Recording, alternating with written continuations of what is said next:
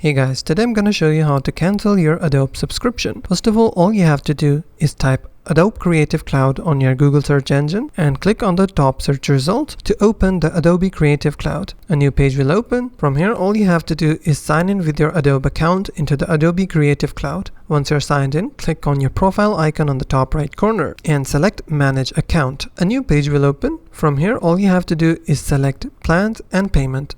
Click on it. Again, a new page will open. In this page, you will be able to see all of your plans and payment section.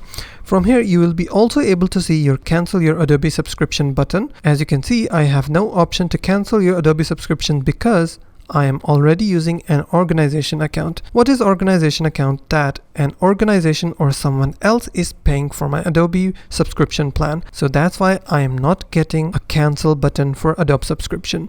But if you are using a personal account, you will be able to see a cancel your Adobe subscription button on this section. All you have to do is hit the cancel button and you have successfully canceled your Adobe subscription. If you find this video helpful, please hit the like button and don't forget to subscribe.